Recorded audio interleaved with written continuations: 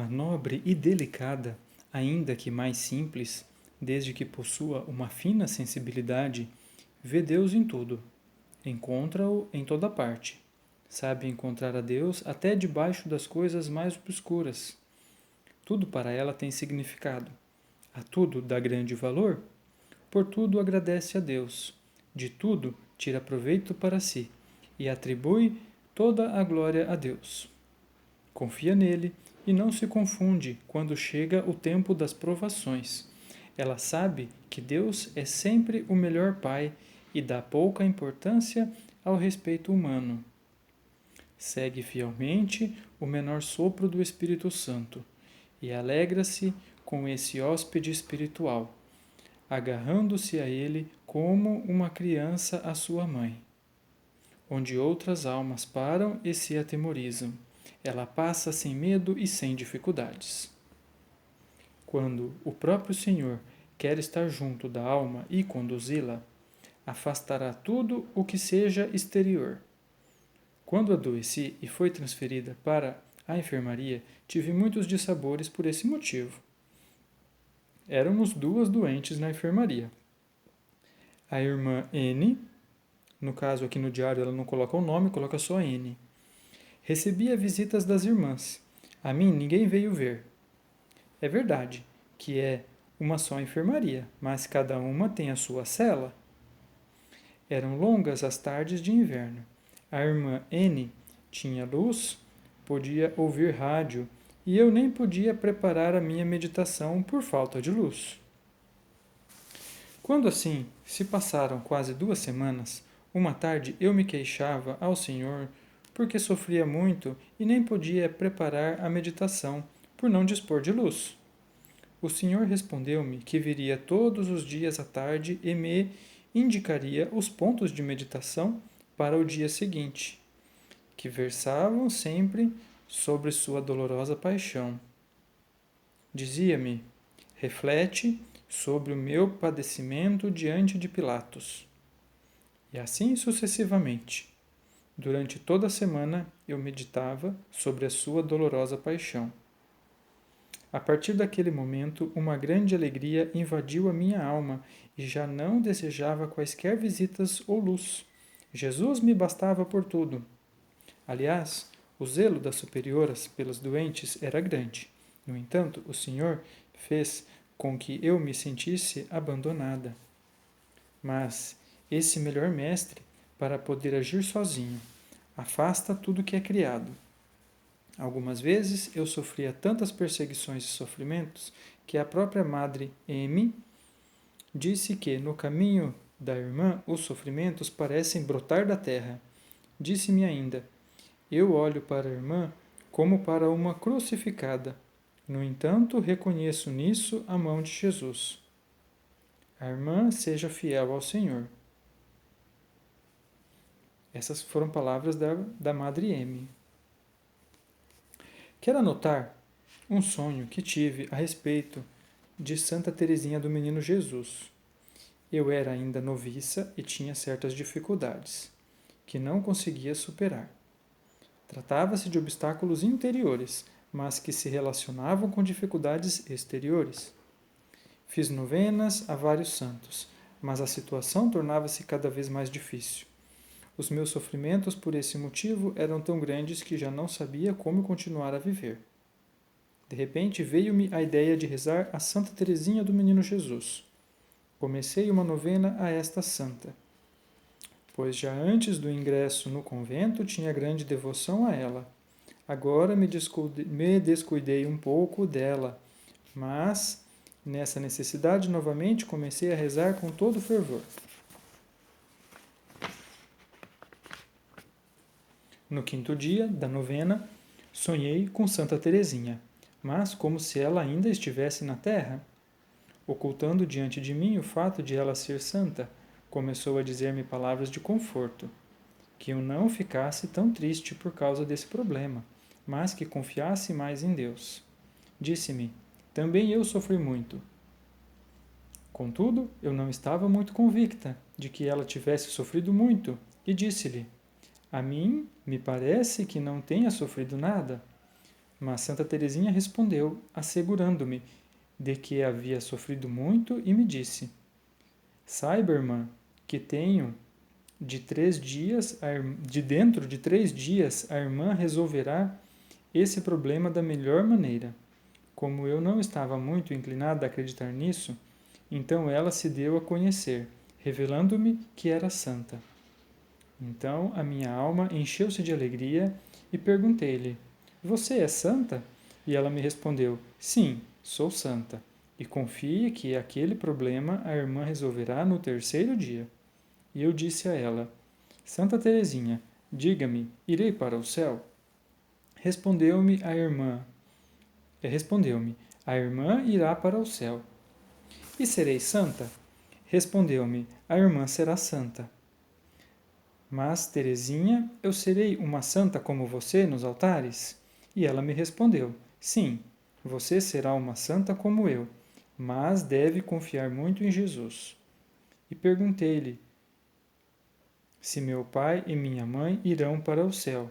Se tem 3 pontinhos e escrito assim, frase incompleta. Respondeu-me: Irão.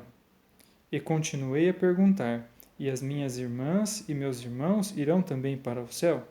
Respondeu-me que rezasse muito por eles, mas não me deu uma certeza. Compreendi que necessitavam de muitas orações. Tratou-se de um sonho, e como diz o provérbio, o sonho é ilusão e só Deus é salvação. No entanto, no 3º dia resolveu-se esse difícil problema com muita facilidade. Como me tinha dito, cumpriu-se ao pé da letra tudo o que se relacionava com essa questão. Foi um sonho, mas ele teve o seu significado. Em determinado momento, eu me encontrava com a irmã N na cozinha e ela ficou um pouco zangada comigo e, por penitência, mandou que eu me sentasse em cima da mesa. E ela mesma trabalhava muito, limpava e lavava, enquanto eu estava sentada na mesa. As irmãs que ali vinham ficavam estupefatas, vendo-me assim, e cada qual dizia o que queria. Uma, que eu era preguiçosa, outra, que eu era mesmo excêntrica. Eu era, então, postulante, outras diziam: Que freira será ela?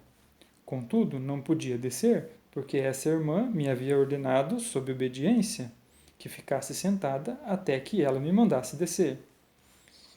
Realmente, quantos atos de mortificação eu fiz nessa ocasião, só Deus o sabe. Pensava que ia morrer de vergonha. Às vezes, era o próprio Deus que permitia essas coisas para o meu aperfeiçoamento interior, mas o Senhor me recompensou com um grande consolo por essa humilhação. Durante a bênção, vi-o em grande beleza. Jesus olhou para mim com bondade e disse: Minha filha, não tenha medo dos sofrimentos. Eu estou contigo. Uma vez, tive que ficar de plantão à noite, e sofria tanto na alma em razão da pintura daquela imagem, que já não sabia a que me agarrar. De um lado, todos me diziam que se tratava de uma ilusão.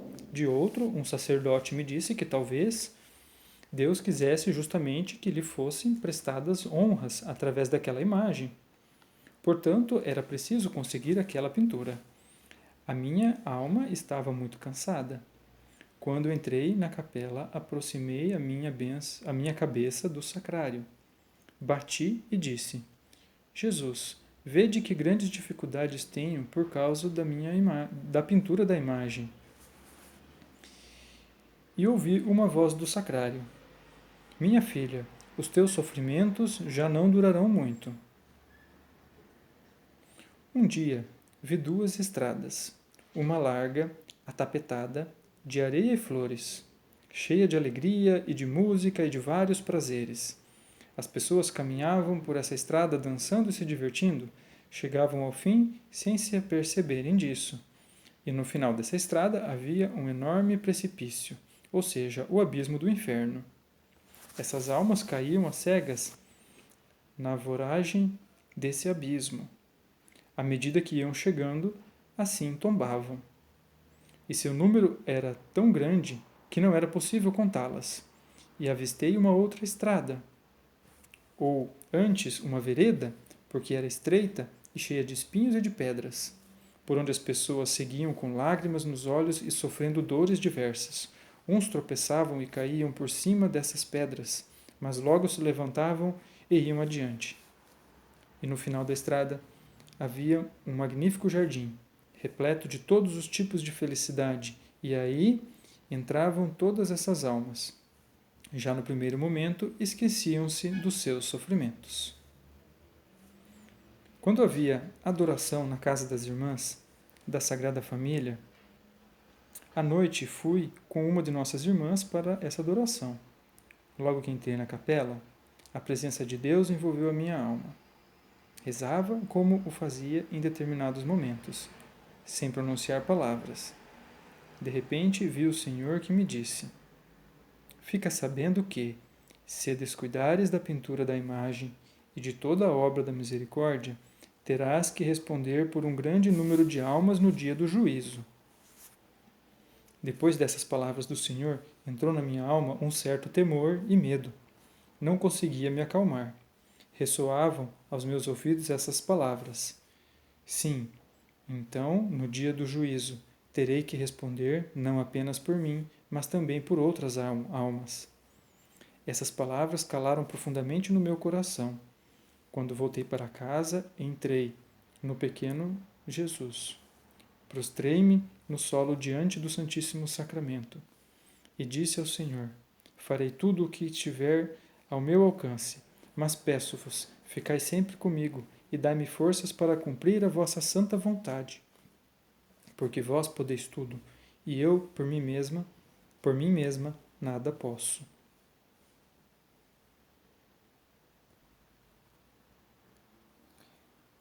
Jesus, eu confio em vós. Pintura de Eugênios Kazimirovsky. Acho que é assim que pronuncia. É a primeira imagem de Jesus misericordioso, realizada no primeiro semestre de 1934, sob a supervisão do bem-aventurado Padre Miguel Spocco, diretor espiritual de Santa Faustina Kowalska. E segundo as indicações de Santa Faustina, a imagem original se encontra no Santuário da Divina Misericórdia em Vilnius, Lituânia.